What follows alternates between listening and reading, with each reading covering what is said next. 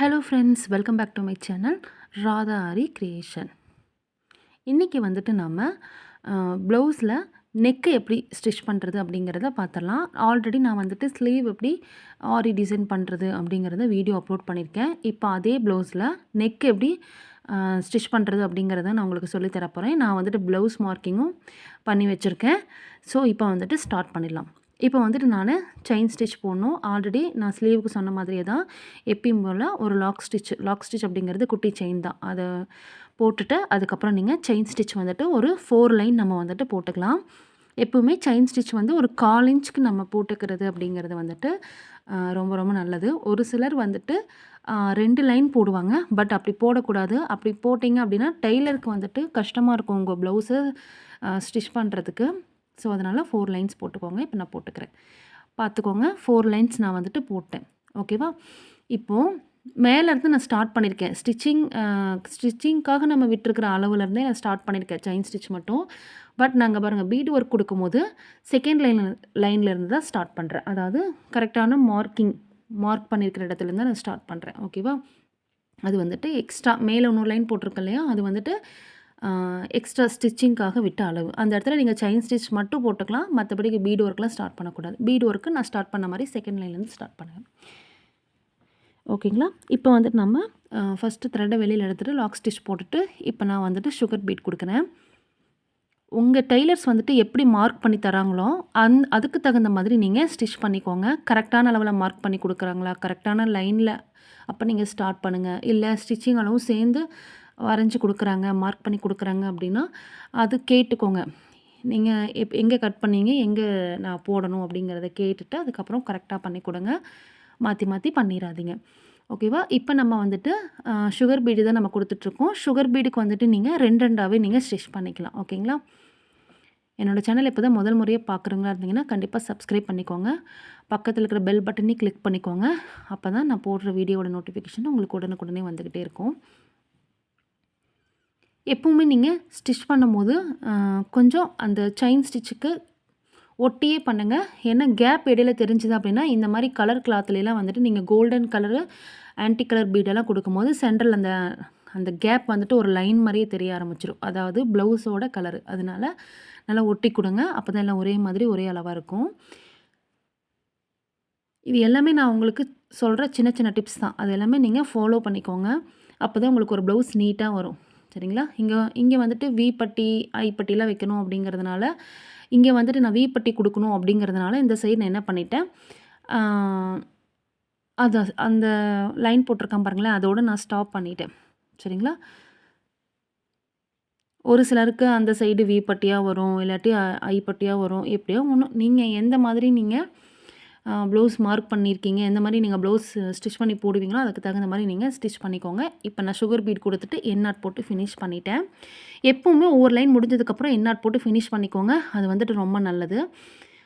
இப்போ வந்துட்டு நான் சுகர் பீடு வந்து போட்டு முடிச்சாச்சு ஒரு லைன். சரிங்களா? இப்போ என்ன பண்ண போகிறோம் அப்படின்னா நெக்ஸ்ட்டு ஒரு சுகர் பீடு, அதுக்கப்புறம் ஒரு 3 mm பீடு அப்படி தான் நான் வந்துட்டு இதை ஸ்டிச் பண்ண போகிறேன். இதுக்கெல்லாம் என்ன நீடில் யூஸ் பண்ணணும், எந்த மாதிரி அப்படிங்கிறது எல்லாமே நான் உங்களுக்கு தனி வீடியோவும் அப்லோட் பண்ணியிருக்கேன். ஒவ்வொரு டைமாக சொன்னேன்னா எனக்கு வந்துட்டு அது டைம் ஆகிக்கிட்டே இருக்கும். ஸோ அதனால் நான் எல்லா வீடியோவும் உங்களுக்கு அப்லோட் பண்ணியிருக்கேன். உங்களுக்கு எந்த மாதிரி சில்க் த்ரெட்டு, அதுக்கப்புறம் சில்க் த்ரெட் வந்துட்டு எப்படி ஹேண்டில் பண்ணுறது, சில்க் த்ரெட் பிரியாமல் இருக்கிறதுக்கான ரீசனு, பிரியறதுக்கான ரீசனு, அது பிரியாமல் இருக்கிறதுக்கு என்னென்ன டிப்ஸ் வந்து ஃபாலோ பண்ணணும், அதே மாதிரி த்ரெட் ஒர்க்குக்கு என்ன நீடில் யூஸ் பண்ணணும், பீட் ஒர்க்குக்கு என்ன நீடில் யூஸ் பண்ணணும், இந்த மாதிரி எல்லாத்துக்குமான வீடியோவும் நான் கொடுத்துருக்கேன். கண்டிப்பாக நீங்கள் போய் செக் பண்ணி பாருங்கள். ஓகேங்களா? இப்போ இந்த மாதிரி கொடுக்கும்போது நல்லா கிராண்டாக இருக்கும். ஓகேங்களா? ஒரு 3 mm பீடு, அதுக்கப்புறம் சுகர் பீடு இந்த மாதிரி கொடுக்கும்போது ஒரு லைன் நல்லா அழகாக இருக்கும். இதை ஃபுல்லாகவே நான் முடிக்கிறேன் பாருங்கள். இதை ஃபுல்லாகவே முடிச்சிட்டேன். பார்க்குறக்கு ரொம்ப அழகாக இருக்குது. இப்போ நெக்ஸ்ட்டு நான் என்ன பண்ண போகிறேன் அப்படின்னா, மறுபடியும் என் நாட் போட்டு ஃபினிஷ் பண்ணிட்டேன். திருப்பி நான் வந்துட்டு த்ரெட்டை வெளியில் எடுத்துட்டேன். இப்போ மேல் பக்கமாக இருந்ததை நான் கொண்டு வரேன்.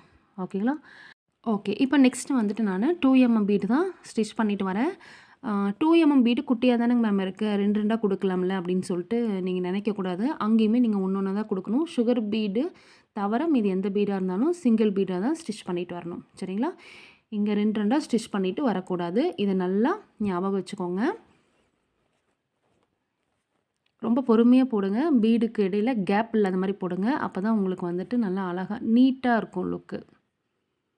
ஸோ அதனால் அதை கவனமாக பண்ணுங்கள்.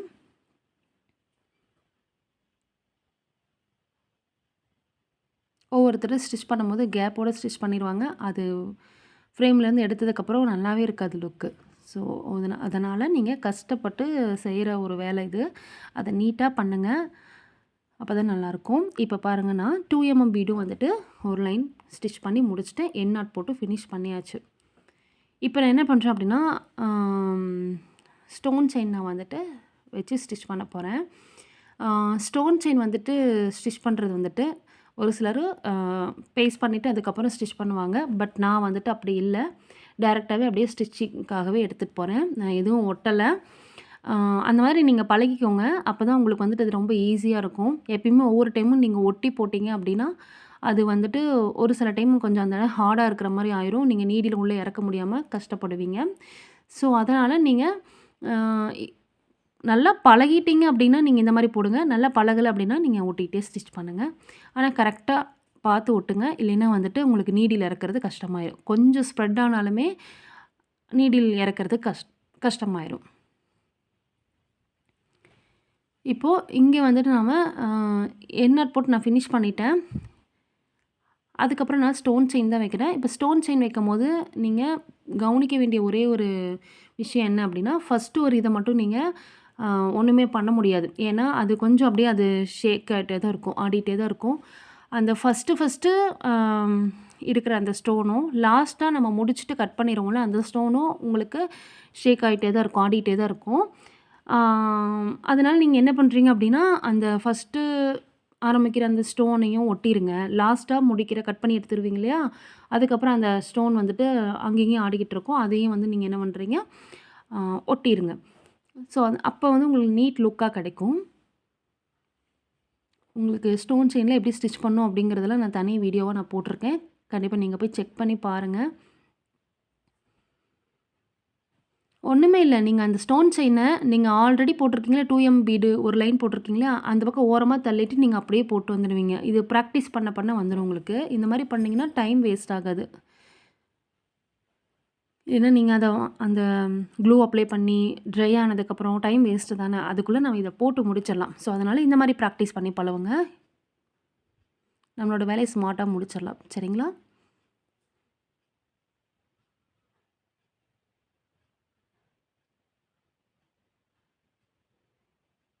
ரெண்டு விதமாக ஸ்டோன் செயின் ஸ்டிச் பண்ணலான்னு சொல்லி கொடுத்துருக்கேன். அதனால் அதெல்லாம் போய் மிஸ் பண்ணாமல் செக் பண்ணி பாருங்கள்.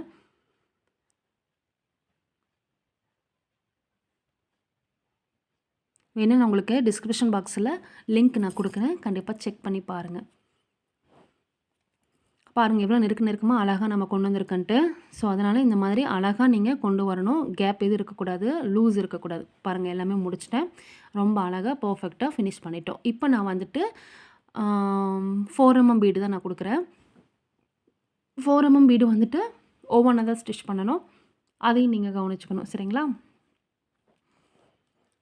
இப்போது மேலேருந்து ஸ்டிச் பண்ணிவிட்டு வந்து கீழே முடிச்சிட்டிங்க அப்படின்னா, மறுபடியும் நீங்கள் எண்ட் நாட் போட்டு த்ரெட் அப்படியே எடுத்துகிட்டு போனீங்க அப்படின்னா, ஒரு பெரிய த்ரெட்டாக வந்துட்டு உங்களுக்கு நீங்கள் கண்டினியூ பண்ணுற இடத்துலேருந்து முடிச்ச இடத்துலேருந்து கண்டினியூ பண்ணுற இடம் வரைக்கும் பெரிய த்ரெட்டாக வந்துட்டு பேக் சைடு தெரியும். ஸோ அதனால் நீங்கள் எண்ட் நாட் போட்டு கட் பண்ணிவிட்டு திருப்பி நாட் போட்டுட்டு கூட ஃப்ரெஷ்ஷாக ஷார்ட் பண்ணிக்கோங்க.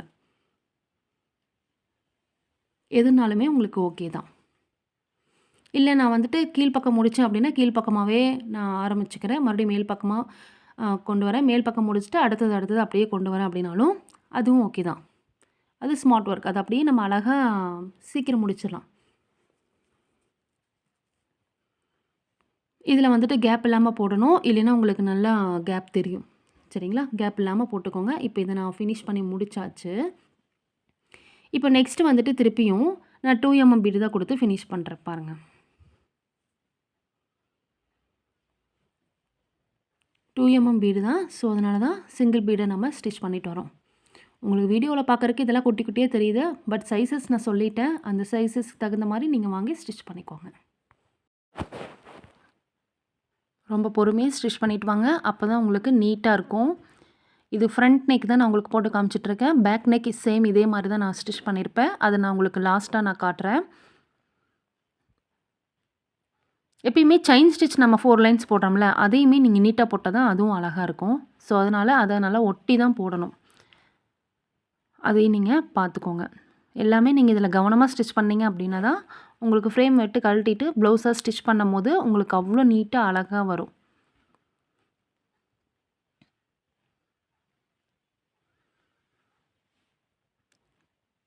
டைம் சேவ் ஆகும் அப்படின்ட்டு நீங்கள் இதெல்லாம் 2 2 ஸ்டிச் பண்ணிடக்கூடாது. ஒவ்வொன்றா தான் ஸ்டிச் பண்ணணும். கவனமாக பண்ணுங்கள். நீடியில் கரெக்டாக பிடிச்சி பண்ணுங்கள். இல்லைன்னா உங்களுக்கு வந்துட்டு ஒவ்வொரு டைமும் நீங்கள் த்ரெட்டை மாட்டி எடுக்கும்போது வலிக்கிட்டு போகும். ஏதாவது ஒரு இல்லை த்ரெட்டு கட் ஆகும். ஸோ அதனால் அந்த மாதிரி ப்ராப்ளம்லாம் இருக்குது. ஸோ அதனால் நீங்களாம் பார்த்து ஸ்டிச் பண்ணுங்கள்.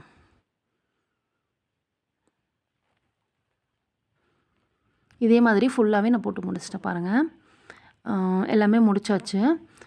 பார்க்கறக்கு ரொம்ப நீட்டாக அழகாக இருக்குது. இந்த இடத்துல வந்துட்டு நான் என்ன பண்ண போகிறேன் அப்படின்னா, இந்த சென்டர்லேருந்து 3 mm பீடு தான் நான் கொடுக்க போகிறேன். லாஸ்ட்டாக நம்ம வந்துட்டு 2 mm பீடு கொடுத்தோம். அதுக்கு முன்னாடி 4 mm பீடு கொடுத்தோம்.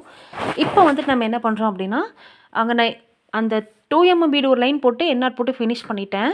இப்போ திருப்பியும் வந்துட்டு நான் என்ன பண்ணுறேன் அப்படின்னா, த்ரெட் எடுத்துகிட்டு வந்து இப்போ அந்த கரெக்டான இடமா பார்த்து ஃபஸ்ட்டு ஒரு நான் போட்டுட்ருக்கேன் பாருங்கள். இந்த 3 பீடு வர மாதிரி ஸ்டிச்சு அது வந்து போட்டுக்கோங்க. அக்கு மாதிரி வர மாதிரி. ஓகேங்களா? நான் வந்துட்டு இங்கே என்ன பண்ண போகிறேன் அப்படின்னா, லாக் ஸ்டிச் தான் போட போகிறேன். ஏன்னா நான் அப்படியே லாக் ஸ்டிச்சே போட்டு கண்டினியூ பண்ண போகிறேன். இப்போ இடையில் அந்த கேப் ரொம்ப முக்கியம். அது உங்களுக்கு எந்த அளவுக்கு வேணுமோ அந்த அளவுக்கு விட்டுக்கோங்க. நான் வந்துட்டு 1 2 3 ஓகேங்களா? 3 அதாவது 3வது பீடுக்கு சென்டர்லேருந்து ஸ்டார்ட் பண்ணுறேன். இப்போ சேம் அதே மாதிரி தான். ஃபஸ்ட்டு ஒரு 3 mm பீடு கொடுக்குறேன். ஸ்டிச் பண்ணியாச்சு. செகண்ட் ஒரு 3 mm பீடு கொடுக்குறேன். ஸ்டிச் பண்ணிவிட்டு ஒரு குட்டி செயின் பக்கத்துலேயே ஒட்டி எடுத்துகிட்டு அப்புறம் சென்டருக்கு கொண்டு போயிட்டு பேக் சைடை த்ரெட்டை திருப்பி சென்டரில் கொண்டு போயிட்டு ஸ்டிச் பண்ணிவிட்டு அதுக்கப்புறம் வெளிப்பக்கமாக கொண்டு வந்து ஸ்டிச் பண்ணி த்ரெட்டை எடுத்து வச்சுக்கிறேன். ஓகேங்களா? இதுதான் ப்ரொசீஜர். இப்போ என்ன பண்ணுறேன் அப்படின்னா, இன்னொரு 3 mm பீடு கொடுத்து அந்த இடத்துல ஸ்டிச் பண்ணிவிட்டு தென் அதை பீடு லாக் பண்ணிக்கிறேன். ஓகேவா? கண்டினியூவாக நீங்கள் இதை போட்டு வரீங்க அப்படின்னா பீடை லாக் பண்ணிக்கிட்டே வரலாம். இந்த மாதிரி இடத்துலலாம் பீடு லாக் வந்துட்டு பண்ணலாம், தப்பு கிடையாது. ஆனால் அந்த பீடு வந்துட்டு நல்லா லாக் ஆகிருக்கா இல்லையாங்கிறத ஒரு தடவைக்கு 2 தடவை செக் பண்ணிக்கோங்க. அப்போ தான் உங்களுக்கு வந்துட்டு அது பிரியாமல் இருக்கும். செக் பண்ணிக்கிறது ரொம்ப நல்லது.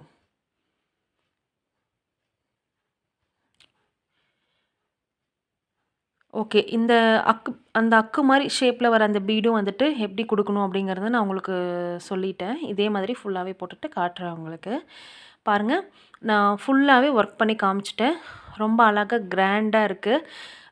ஒவ்வொன்றுக்கு இடையில இருக்கிற அந்த கேப்பு வந்துட்டு கரெக்டான மெஷர்மெண்ட்டில் இருக்கணும். இல்லைன்னா உங்களுக்கு வந்துட்டு அதுவுமே அங்கொன்று இங்கொன்று மிஸ்டேக் ஆயிரும். சரிங்களா? அதுவுமே நான் சொல்லிக் கொடுத்த மாதிரி கரெக்டாக கேப் விட்டு ஸ்டிச் பண்ணிக்கோங்க. ஓகே. அதுக்கப்புறம் இன்னொரு விஷயம், அந்த அக்கு மாதிரி கொடுத்துருக்கோம் இல்லையா, லாஸ்ட்டாக முடித்தோம் இல்லையா, அங்கே வந்துட்டு நம்ம பீட் லாக் பண்ணிகிட்டே வந்தோம். லாஸ்ட்டாக முடிக்க போகிறீங்க அப்படின்னா நீங்கள் பீட் லாக் பண்ணிவிட்டு போகலாம். அதாவது அந்த பீட் லாக் பண்ணிவிட்டு கண்டினியூவாக நீங்கள் புட்டா கொடுக்க போகிறீங்கன்னா ஓகே. இல்லை நான் இதோடையே முடிக்க போகிறேன் அப்படின்னா நீங்கள் அந்த பீட் லாக் பண்ணக்கூடாது. நீங்கள் என்ன பண்ணணும், என் நாட் போட்டுக்கணும். சரிங்களா? ப்ராப்பராக எப்படி என் நாட் போடுவோமோ அந்த மாதிரி போட்டு ஃபினிஷ் பண்ணிவிட்டு தான் நீங்கள் அதை முடிச்சுக்கணும். நான் வந்துட்டு இங்கே புட்டா கொடுக்க போகிறேன். ஸோ அதனால் நாங்கள் அந்த அக்கு மாதிரி நம்ம போட்டு வந்தாலே அந்த இடத்துல நான் வந்துட்டு லாஸ்ட்டாகவும் அந்த அக்கு மாதிரி அந்த டிசைன் கொடுத்துட்டு பீடில் எப்பயும் போல் லாக் பண்ணிவிட்டு அதுக்கப்புறம் நான் த்ரெட்டை கட் பண்ணல. அப்படியே இங்கே பாருங்கள், புட்டாவுக்கு த்ரெட்டை இழுத்துட்டு வந்துட்டேன். ஓகேங்களா? இப்போ நான் சொன்னது புரிஞ்சிருக்கும்னு நினைக்கிறேன். இன்னொரு முறை வேணால் நீங்கள் போட்டு பாருங்கள். நான் சொன்னது உங்களுக்கு கிளியராக புரியும். இப்போ பாருங்கள், இங்கே எப்படி ஸ்டிச் பண்ணுறோம் அப்படின்ட்டு. இங்கேயும் வந்துட்டு நான் அந்த அக்கு மாதிரி ஷேப்பில் தான் வந்துட்டு புட்டா கொடுக்குறேன். லாஸ்ட்டாக ஒரு சுகர் பீடு மட்டும் எக்ஸ்ட்ரா ஆட் பண்ணுறேன். நீங்கள் அந்த நெக்லையும் கூட நீங்கள் எக்ஸ்ட்ரா கொடுத்துக்கலாம். அதுவும் அழகாக தான் இருக்கும். இங்கே வேணால் நான் உங்களுக்கு சொல்கிறேன் எப்படி ஸ்டிச் பண்ணுறதுன்ட்டு. அங்கே நான் பீடு லாக் பண்ணிட்டேன் இல்லையா, அதுக்கப்புறம் அப்படியே த்ரெட்டை எடுத்துக்கிறேன். எடுத்துகிட்டு ஒரு லாக் ஸ்டிச் போட்டுக்கிறேன். எப்பயுமே த்ரெட் எடுத்துகிட்டு ஒரு லாக் ஸ்டிச் போட்டுக்கணும் புட்டா ஸ்டார்ட் பண்ணும்போது. ஒரு 3 mm பீடு, அதுக்கப்புறம் இன்னொரு 3 mm பீடு கொடுத்துட்டு ஸ்டிச் பண்ணிவிட்டு ஒரு லாக் ஸ்டிச் கொடுத்துட்டு, லாக் ஸ்டிச் அப்படிங்கிறது குட்டி செயின் தான். அதுக்கப்புறம் கீழ் பக்கமாக த்ரெட்டை கொண்டு வந்துட்டு ஸ்டிச் பண்ணிட்டு அப்படியே முன்னாடி பக்கமாக த்ரெட்டை கொண்டு வந்து ஸ்டிச் பண்ணிவிட்டு ஒரு 3 mm பீடு கொடுத்துட்டு, அதுக்கப்புறம் ஒரு சுகர் பீடு கொடுத்துட்டு அப்படியே நான் வந்துட்டு ஸ்டிச் பண்ணிட்டேன். இப்போ இந்த இடத்துல கவனிக்க வேண்டியது என்ன அப்படின்னா, நீங்கள் இதோட நான் முடிக்க போகிறேன். ஸோ அதனால் நான் இங்கே என் நாட் போட்டு தான் ஃபினிஷ் பண்ணுவேன். அதாவது நார்மலாக போடுற என் நாட்டு. இங்கே வந்துட்டு நான் பீட் லாக் பண்ண மாட்டேன். ஏன்னா வந்துட்டு இங்கே நான் முடிக்க போகிறேன் இல்லையா? ஸோ அதனால். இல்லை நான் கண்டினியூவாக போட போகிறேன், பேக் நெக்கு கண்டினியூவாக இன்னொரு 5, 6 புட்டாஸ் போட போகிறேன் அப்படின்னா, நீங்கள் பீடை லாக் பண்ணிக்கிட்டே வந்துடலாம். ஓகேங்களா? இந்த மாதிரி இடத்துல தான் நான் வந்துட்டு உங்களுக்கு சொல்கிறேன் எப்படி பண்ணணும் அப்படிங்கிறத. இதே மாதிரி ஃபாலோ பண்ணுங்கள். எல்லாமே கரெக்டாக இருக்கும். இப்போ நான் இங்கே ஃபினிஷ் பண்ணிவிட்டேன். ஃப்ரண்ட் நெக்கோட வேலையும் எனக்கு முடிஞ்சுது. ஸோ அதனால் அங்கேயோட நான் என் நாட் போட்டு பர்ஃபெக்டாக ஃபினிஷ் பண்ணிட்டேன். ஓகேங்களா? இதை மறந்துடாதீங்க. பீடு லாக் பண்ணியிருந்தாலும் ஒரு தடவைக்கு 2 தடவை செக் பண்ணிக்கோங்க. நல்லா லாக் பண்ணியிருக்கோமா அப்படிங்கிறது இழுத்து பாருங்கள். அண்ட் தென் அதுக்கப்புறமா அடுத்த புட்டா வந்துட்டு நீங்கள் போடுங்க. சரிங்களா? அப்போ தான் உங்களுக்கு வந்துட்டு நீட் லுக் இருக்கும். இதில் வந்துட்டு கரெக்டாக பண்ணுங்கள். நீட்டாக பண்ணுங்கள். பாருங்கள் எவ்வளோ அழகாக இருக்குது அப்படின்னு சொல்லிட்டு, எவ்வளோ நீட்டாக இருக்குன்ட்டு. நம்ம சிம்பிளாக தான் நம்ம பண்ணுறோம். ஆனால் பார்க்குறக்கு பாருங்கள் எவ்வளோ கிராண்டாக இருக்குது அப்படின்னு சொல்லிட்டு. எல்லாமே வந்துட்டு நீங்கள் கரெக்டான மெஷர்மெண்ட்டில் போடும்போது ஆரி ப்ளவுஸ் வந்துட்டு ரொம்ப ரொம்ப நீட்டாக இருக்கும்.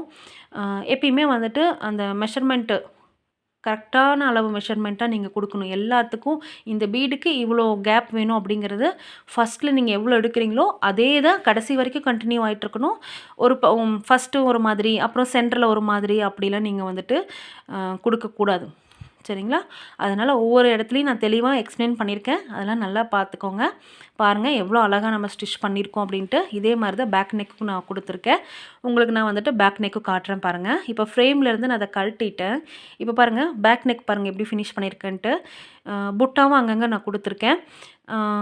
பார்க்குறக்கு பாருங்கள் நீட்டாக அழகாக இருக்குது. சிம்பிளான ப்ளவுஸ் தான் இது. பட் கிராண்ட் லுக் கொடுக்குது பாருங்கள்.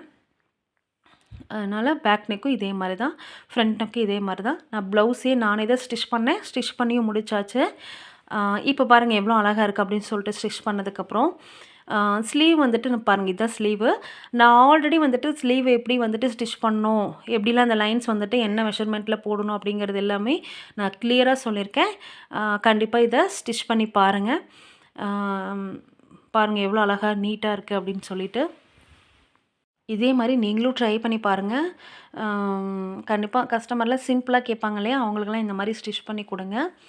பார்க்குறக்கு நீட்டாக இருக்கும். பாருங்கள் நான் அந்த இடத்துல பாதியாக நிறுத்திட்டேன்ல ஃப்ரண்ட் நெக்கில். அதோடு போதும் உங்களுக்கு. அது வரைக்கும் தான் தெரியும். அதுக்கு மேலே உங்களுக்கு வந்துட்டு தெரியாது. ஸோ அதனால் ஃப்ரண்ட் நெக்கு கரெக்டான அளவாக முடிங்க. ஓகே ஃப்ரெண்ட்ஸ், இந்த வீடியோ பிடிச்சிருக்குன்னு நினைக்கிறேன். தேங்க்யூ.